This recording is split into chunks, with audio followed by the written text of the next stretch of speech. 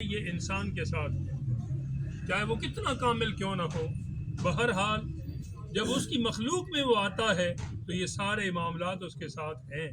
اپنی اپنی شان ہے۔ اور پھر سید الانس والجان میرے آقا علیہ الصلوۃ والسلام کے مقام کا تو کیا کہنا، مگر پھر بھی اللہ تعالیٰ کے محبوب محمد عربی صلی اللہ علیہ وسلم بھی اللہ کی مخلوق ہیں، اور آپ اس 12 ربیع الاول شریف کو اس دنیا میں تشریف فرما ہوئے، ہم یہ آپ کی آمد کی خوشی کی محافل سجا کر یہ اعلان کر رہے ہیں، لوگوں بے شک ہمارے آقا کی یہ شان بھی بڑی اعلیٰ ہے، یہ مقام بھی بڑا اعلیٰ ہے، لیکن پھر بھی اللہ کے محبوب اللہ کی مخلوق ہیں، یہ 12 ربیع الاول کو پیدا ہوئے، جو خالق اور مالک ہے اس کا کوئی شریک نہیں، وہ تو پیدا ہونے سے پاک،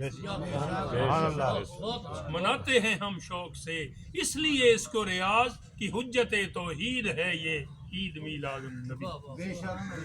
تو میں نے گفتگو کے سرنامے کے طور پہ ایک آیہ مقدسہ تلاوت کی ہے، اس میں رب تعالیٰ جل وعلا نے اپنے حبیب علیہ الصلوۃ والسلام کی رحمت کا بیان فرمایا ہے۔ ویسے تو یہ وجود بھی ہمارے لیے رحمت ہے، یہ جو آنکھیں ہیں ہمارے لیے رحمت ہیں، یہ ہاتھ ہمارے لیے رحمت ہیں۔ یقین نہ آئے تو جس کے پاس یہ نعمت نہیں اس سے سوال کر لیجئے گا، پوچھ لیجئے گا کہ یہ ہاتھ کوئی حیثیت رکھتے ہیں، یہ آنکھیں کوئی نعمت یا رحمت کے زمرے میں آ سکتی ہیں؟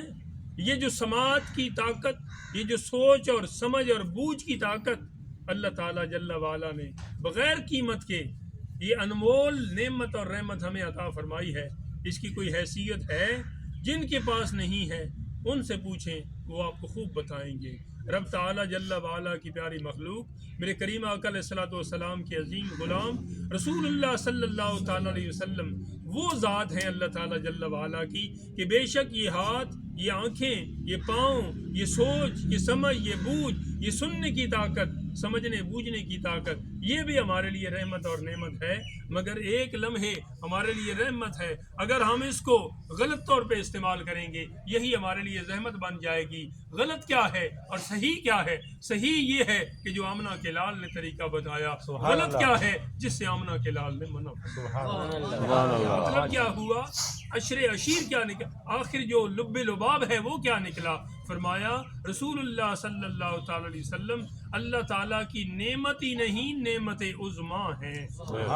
سب سے اعلیٰ ترین نعمت۔ یہ ہاتھ میں اس کو درست استعمال کروں میرے لیے رحمت ہے، اس کا غلط طریقہ میں اختیار کروں تو دنیا میں ہی مجھے اس کے جو جواب ہیں وہ مل جائیں گے۔ یہ آنکھ اس کو درست استعمال کروں رسول اللہ صلی اللہ علیہ وسلم کی بتائے ہوئے اور ارشاد فرمائے ہوئے طریقے کے مطابق استعمال کروں تو یہ میری، لیکن اگر غلط استعمال کروں گا تو آج اس دنیا میں ہی مجھے اس کا بدلہ مل جائے گا، دنیا میں ہی اس کا خمیازہ میں بھگت لوں گا۔ لیکن میرے کریم آقا علیہ الصلوۃ والسلام اللہ تعالیٰ کی وہ نعمت عظمیٰ ہیں کہ میں اس دنیا میں ابھی آنے کا پروگرام بھی نہیں میرا بنا تھا، تب بھی آپ میرے لیے رحمت تھے، جب آ گیا تب بھی رحمت ہے اور نعمت ہے، اور جب میں اس دنیا سے پردہ کر جاؤں گا، ہم اس دنیا سے اٹھ جائیں گے، تب بھی ہمارے لیے وہ رحمت رسول اللہ صلی اللہ علیہ وسلم کی ذات، اور پھر اس فانی جہان ہی تک نہیں بلکہ ہم جب کل دوبارہ دوسری زندگی حاصل کریں گے اور حشر کے میدان میں جائیں گے اور پھر جنت کے اللہ تعالیٰ جل وعلا کی نعمت اور رسول اللہ صلی اللہ علیہ وسلم کی رحمت سے حصہ پا کر جب اس کے مستحق ہوں گے تو اس میں بھی ہمارے اعمال اور ہمارے افعال اور ہمارے کردار بے شک ان کی اپنی حیثیت ہے، لیکن ہمیں جو جس ذات پہ بھروسہ ہے وہ رسول اللہ صلی اللہ علیہ وسلم کی ذات ہے۔ میرے کریم آقا کے ایک صحابی آپ نے رسول اللہ صلی اللہ علیہ وسلم سے پوچھا تھا، یہاں تو آپ جب بھی ہم چاہتے ہیں تو آپ کا دیدار کر لیا کرتے ہیں، ہم پریشان ہوتے ہیں آپ کے دیدار سے مشرف ہوتے ہیں، لیکن اے اللہ کے رسول جب سب سے مشکل وقت ہوگا کل قیامت کا دن تو وہاں ہمیں آپ کی ضرورت پڑے گی، آپ ہمیں کہاں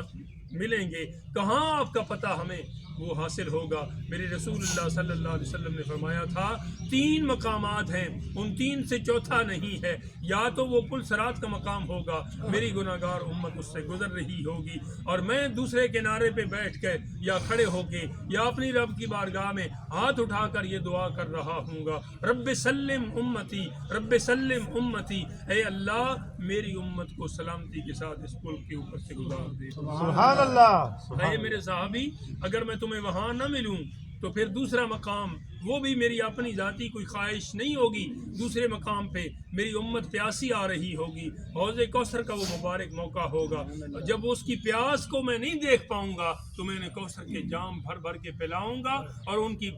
پیاس کو ایسے دور کروں گا کہ پھر زندگی بھر ہمیشہ کے لیے انہیں پیاس محسوس نہیں ہوگی۔ اگر جنت میں وہ کوئی مشروب استعمال کریں گے تو شوق کے طور پہ استعمال کریں گے، ان کو طلب نہیں ہوگی۔ رسول اللہ صلی اللہ علیہ وسلم نے فرمایا دوسرا موقع وہ ہوگا وہاں پہ میں موجود ہوں گا۔ یا رسول اللہ ہمارے والدین آپ پہ قربان جائیں۔ صحابی رسول عرض کرتے ہیں سرکار اگر تیسرا کوئی موقع ہمیں تلاش کرنا پڑے، ان دونوں مواقعوں پہ آپ ہمیں نہ ملیں تو پھر فرمایا میرے حبیب علیہ الصلوۃ والسلام نے ارشاد فرمایا اے میرے امتی، اے میرے صحابی، اے میرے غلام، یہ میرا پیغام خود بھی سماعت کر لے اور دوسروں تک بھی یہ پیغام پہنچا دے۔ تیسرا موقع کون سا ہوگا؟ وہ ہوگا کہ میری امت کے اعمال تل رہے ہوں گے اور ان اعمال میں، ان افعال میں اس کے جو وہ اعمال ہیں نیک، ان میں سے کمی واقع ہوگی۔ میں وہاں پہ موجود ہوں گا جس میرے امتی کے اعمال میں، نیک اعمال میں کوئی کمی ہوگی، اس کو میں اس درود و سلام کے